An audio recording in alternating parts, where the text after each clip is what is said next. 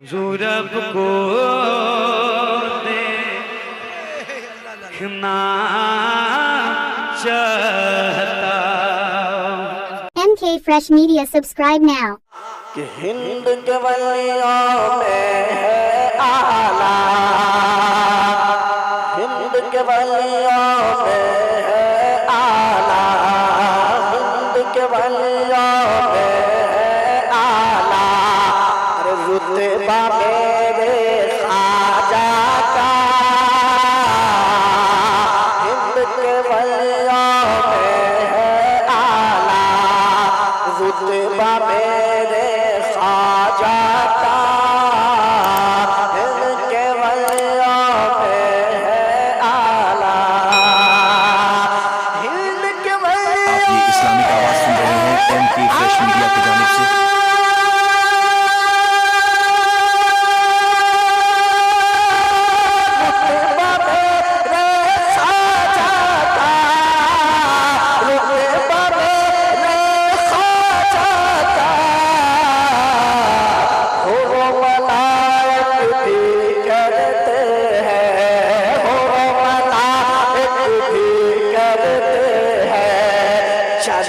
मेरे साजा का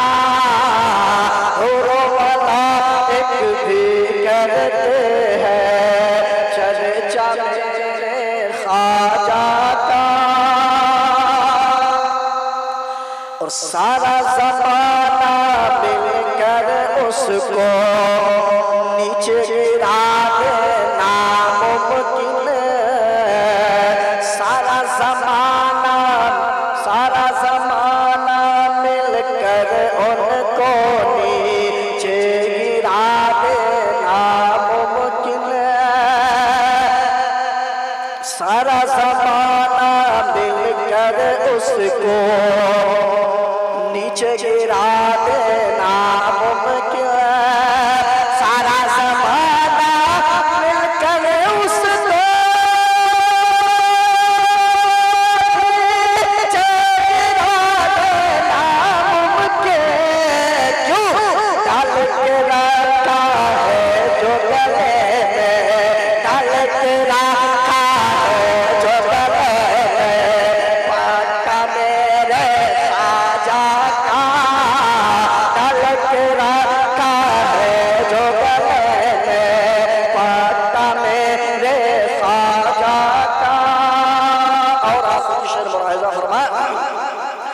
कि ज़ाहिर में हो कोई हाकिम, लेकिन कुछ भी फर्क नहीं।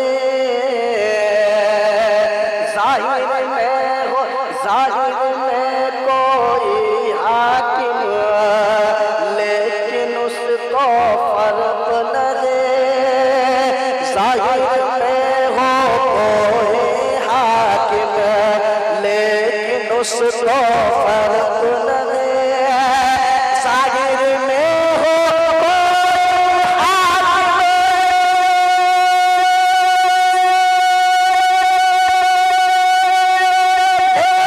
कुछ भी फर्क नहीं।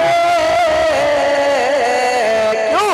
हिंदू में फज़ले रब से चलेगा, हिंदू में फज़ले रब से चलेगा। सिक्का मेरे ख्वाजा का, हिंदू में फज़ले रब से चलेगा।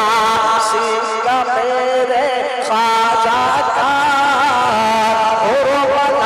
एक भी करते हैं, चर्चा मेरे ख्वाजा का। हिंद के वलियों में है आला, रुतबा मेरे ख्वाजा का। नेकियों की दावत दी जाती है। हमारे उलमा शोरा आपको बार बार ऐलान करते हैं कि महफिले मिलाद का आगाज हो चुका है। आप अपने घरों से महफिले मिलाद में आइए। यानी बार बार ये ऐलान किया जाता है, लेकिन फिर भी हम अपने घरों में आराम करते नजर आते हैं। हम अपने घरों में आराम कर रहे हैं। आप यकीन मानिए, आपको नेकियों के लिए बुलाया जा रहा है तो आप क्या कर रहे हैं? नहीं आ रहे हैं। लेकिन आप देखें, अगर इसी महफिल के बजाय अगर कोई और महफिल रख दीजिए, नाच गाने का प्रोग्राम रख दीजिए, डांस का प्रोग्राम रख दीजिए, ऑर्केस्ट्रे का प्रोग्राम रख दीजिए, मेरे कौम के नौजवानों, आप उसमें किसी को दावत नहीं देते हैं। आप कहते हैं मेरे यहाँ कल डांस का प्रोग्राम है, मेरे यहाँ कल ऑर्केस्ट्रे का प्रोग्राम है, नहीं, लेकिन फिर भी भीड़ इतनी हो जाती है कि हमें कुर्सियां जो खाली नजर आ रही है ना, खड़े होकर भी देखने के लिए जगह नहीं मिलती। ये हमारा हाल है। मेरे मिल्लत के नौजवानों, हंसने की बात नहीं है, अफसोस करने की बात है कि आपको नेकियों के लिए बुलाया जा रहा है, नेकियों की दावतें दी जा रही है, लेकिन इसके बावजूद भी आप अपने घरों में आराम कर रहे हैं, आप अपने बिस्तर पे खटखटा ले रहे हैं। आप जानते हैं नेकी करता है, बुराई करता है हर कोई, नेकी करता है कोई, गाना सुनता है हर कोई, नाते नबी सुनता है कोई, और आगे चलो गाना सुनता है हर कोई, नाते नबी सुनता है कोई, फिल्म के डायरेक्टरों के बारे में बताता है हर कोई, लेकिन इमाम हुसैन की हिस्ट्री जानता है कोई, सलाहुद्दीन अय्यूबी की हिस्ट्री जानता है कोई, हज़रत हुजूर सल्लल्लाहु अलैहि वसल्लम के वालिदा का नाम जानता है कोई। आज आप अपनी गाह दौड़ा कर देख लीजिए, आप किसी बच्चे से पूछिए बाबू फिल्म के डायरेक्टरों के नाम क्या है, वो फैसला जवाब देता हुआ नजर आएगा। लेकिन उसी बच्चे से पूछ लीजिए बाबू गौसे आज़म की सीरत बताओ, बाबू हुजूर के वालिद का क्या नाम था, हुजूर के वालिदा का क्या नाम था, तो आज की समाज खामोश हो जाएगी। इस दुनिया में सच्चा सदाकत का पैकर कहलाता है हर कोई, लेकिन सिद्दीक़ अकबर की तरह सच बोलता है कोई। और आगे चलो, इस दुनिया में अदल और इंसाफ का पैकर कहलाता है हर कोई, लेकिन फारूक आज़म की तरह अदल और इंसाफ करता है कोई। और आगे चलो, इस दुनिया में कमाकर राहे खुदा में कुर्बान करता है हर कोई, लेकिन उस्मान गनी की तरह राहे खुदा में कुर्बान करता है कोई। और आगे चलो, इस दुनिया में अपने से कमजोरों पर ताकतवर कहलाता है हर कोई, लेकिन मौला अली फातिह खैबर दामाद पैगंबर हजरत अली, मौला अली मुश्किल कुशा की तरह ताकतवर कहलाता है कोई।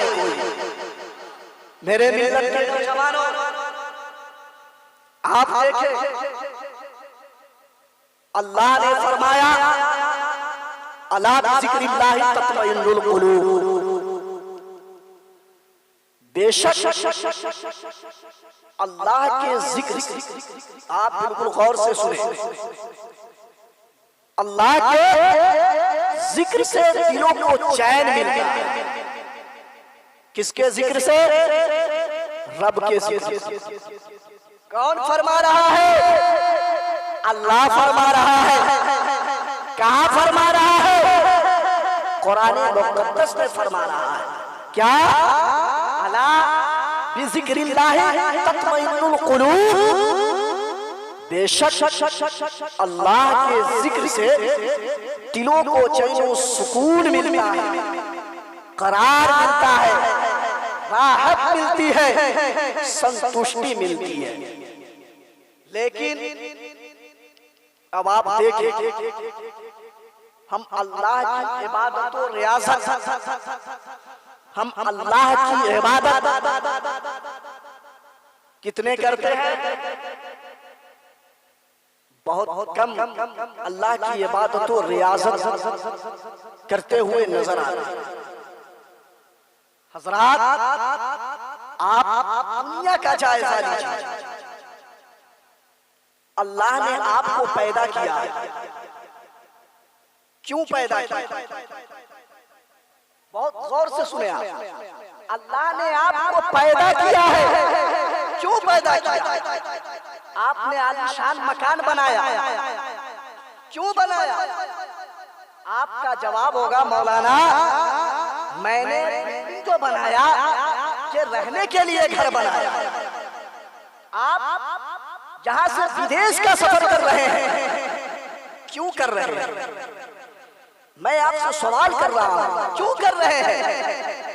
आप कहेंगे मैं पैसा कमाने के लिए, रुपया कमाने के लिए।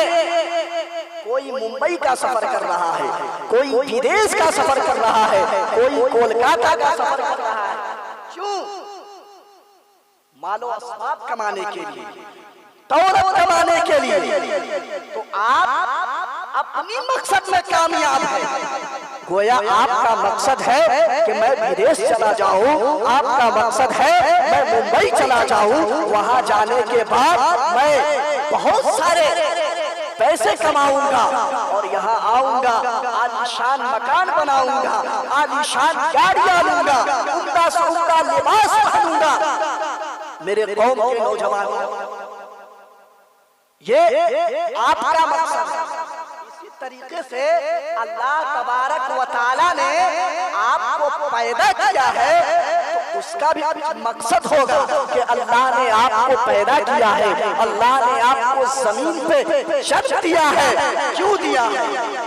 ये आप कभी सोचते हैं कि हम अल्लाह ने जमीन को बनाया, जमीन अपने मकसद में कामयाब है, अल्लाह ने आसमान का शामियाना लगाया, वो अपने आसमान अपनी मकसद में कामयाब है, चांद सूरज को पैदा किया, सब अपनी मकसद में कामयाब है। लेकिन आपको पैदा किया तो क्यों किया? आपको ये सोचना चाहिए था, क्या मालो दौलत कमाने के लिए? नहीं। क्या बिल्डिंग बनाने के लिए? नहीं। तरह तरह का ख्यालात लाते हैं। तो आओ कुरान की बारगाह में चलते हैं। मैंने कुरान की बारगाह में गया, जाने के बाद कहा, ऐ कुरान सुनो, अल्लाह तबारक व तआला ने हमें क्यों पैदा किया, हमें दुनिया में क्यों भेजा, हमें दुनिया में भेजना मकसद क्या है? तुम कुरान जवाब देता है, वमा खलक़ुल जिन्न वल इंसा इल्ला लियअबुदून, यानी मैंने जिन और इंसान को सिर्फ पैदा किया, इबादत के लिए पैदा किया। किस लिए पैदा किया? अपनी इबादत के लिए पैदा किया। तो अब आप बताओ कि अल्लाह ने अपनी इबादत के लिए जब हमें दुनिया में भेजा, अल्लाह ने अपनी इबादत के लिए हमें पैदा किया, तो हम अल्लाह की इबादत कितने करते हैं? किसी के पास जवाब नहीं होगा। मेरे भाइयों, ये दुनिया है, आप तरह तरह के बहाने बनाते हैं, तो आपका बहाना चल जाता है, काम आ जाता है। मैं बीमार हूँ, मैं फला काम में मशगूल हूँ। लेकिन अल्लाह तबारक व तआला वो तो हर चीज जानता है, जानता है ना। कल कयामत के दिन अगर अल्लाह आपसे पूछ लेगा कि ऐ मेरे बंदो, तुम दुनिया में गए हो, मैंने तुम्हें दुनिया में पैदा किया, मैंने तुम्हें 60 साल 70 साल जिंदगी अता फरमाई, अब तुम बताओ, तुम दुनिया से आए हो, तुम मेरे लिए दुनिया में क्या लाए? मेरे तुमने दुनिया से आए हो, मेरे लिए क्या लेकर आए हो? तो आप क्या जवाब दीजिए? आपके पास कोई जवाब होगा? नहीं होगा, क्योंकि वो तो आलिमुल गैब है, हर चीज की खबर रखता है, हर चीज का पालनहार है। आप जानते हैं, आपने इसी हाथ से अगर चोरी की होगी तो ये हाथ आपके खिलाफ गवाही देती हुई नजर आए। अगर इसी आंख से आपने बुरी चीज देखी होगी, ये आंख आप ही के खिलाफ गवाही देती हुई नजर आएगी। अगर इसी पैर से चलकर आप गलत रास्ते के कदम गया होगा ये पैर आप ही के खिलाफ गवाही देती हुई नजर आएगी। मौला इसने मुझसे चोरी करवाई है, इसने मुझसे देखकर अपनी आंखों से देखकर गलत रास्ते के कदम पे गया है, अपने पैरों से चलकर सिनेमा हॉल की तरफ गया है। मेरे कौम के नौजवान हो, अगर इसी हाथ से आपने किसी की मदद की होगी तो कल क़यामत में भी नफ्सी नफ्सी का आलम होगा। ये हाथ आपकी गवाही देती हुई नजर आएगी। मौला इसने मुझसे सुनाने की मदद करवाई है, इसी आंख से आपने कुरान पाक की तिलावत की होगी। ये आंख आपकी गवाही देती हुई नजर आएगी। मौला इसने मुझसे कुरान पाक की तिलावत की है, अगर इसी पैर से चलकर आपने मस्जिदों की तरफ गए ये पैर आपकी गवाही देती हुई नजर आएगी। लेकिन हम कितने करते हैं? बहुत कम। सिर्फ मेरे दिमाग में, मेरे ज़हन एक बात सिर्फ उभरता है, क्या? पैसा कमाना,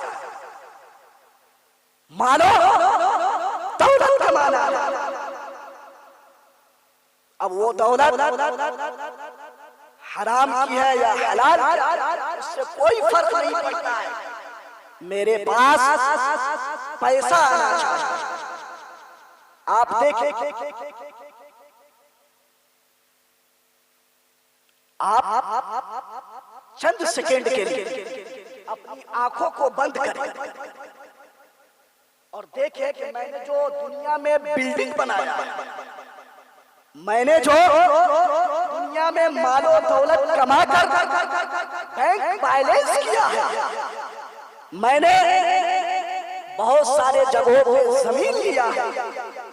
जब आप अपनी आंखों को बंद करेंगे तो आप देखें कि मेरा खूबसूरत बिल्डिंग, मैंने बहुत सारे मालो असबाब जो रखे हुए हैं वो आपको दिखाई दे रहा है? नहीं।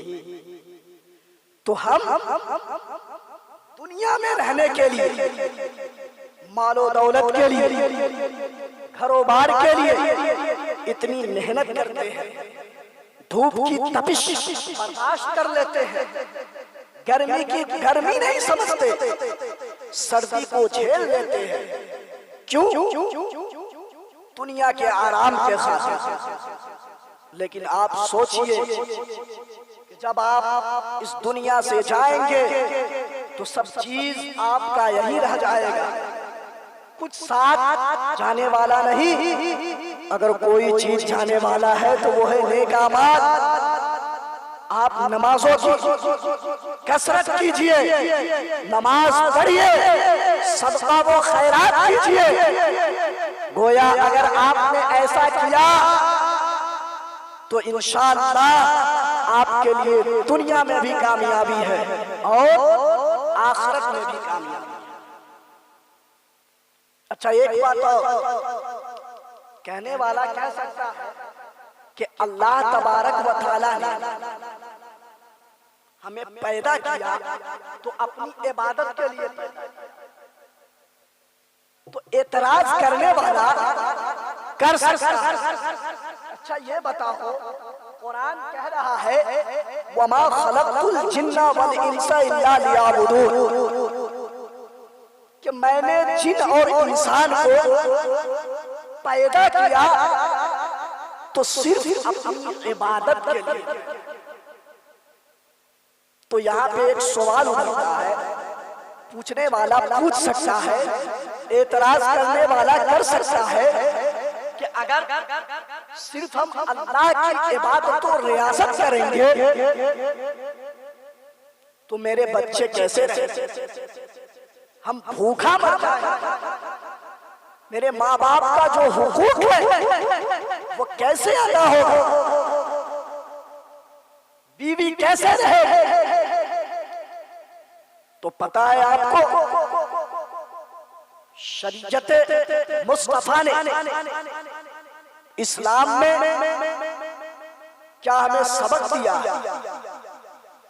कि गोया आप यूं समझे फजर की आप नमाज पढ़ने के बाद आप तफरीह के लिए निकल गए इस ख्याल से कि मैं तफरीह कर रहा हूं, मैं घूम रहा हूं कि ताकि मेरे अंदर जो बीमारियां है, जो परेशानी है, मेरा सेहत तंदुरुस्त रहेगा।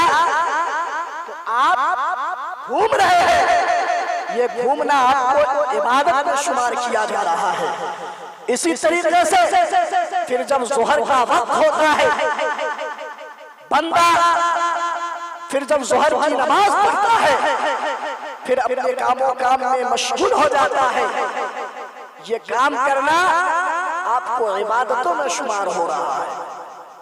तो ऐसे हम हर चीज कर रहे हैं, हमारा ये चलना, हमारा ये फिरना, हमारा ये उठना, हमारा ये बैठना सब इबादत में शुमार हो रहा है।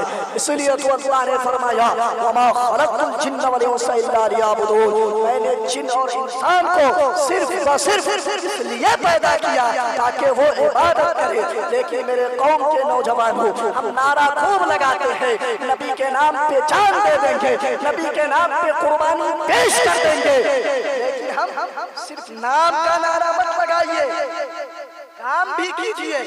अरे जो इंसान नबी के नाम पे 10 कदम चल के मस्जिद की तरफ नहीं जा सकता है, वो नबी के नाम पे जान दे देगा, नबी के नाम पे जान की कुर्बानी पेश कर देगा? नहीं, हरगिज़ नहीं। इसलिए मेरे भाइयों, आप झूठा नारा मत लगाइए, बल्कि आपको ये होना चाहिए, नबी के मोहब्बत में, नबी के इश्क में, नबी के उल्फतों प्यार में आप 10 कदम चलकर मस्जिदों में जाके नमाज अदा कीजिए, नमाज की पाबंदी कीजिए, और तब जाके आपका हर चीज कबूल है। मेरे मिल्लत के नौजवानों, बस अल्लाह तबारक व तआला की बारगाह में दुआ है कि हमें बोलने में, आपके सुनने में किसी किस्म की लग़्ज़िशें खताएं हो गई हो तो अल्लाह रब्बुल इज्जत की बारगाह में तौबा करता हूँ। मेरे साथ आप भी पढ़े, अस्तग़फिरुल्लाह रब्बी मिन कुल्लि ज़ंबिन व अतूबु इलैहि, ला इलाहा इल्लल्लाहु मुहम्मदुर रसूलुल्लाह।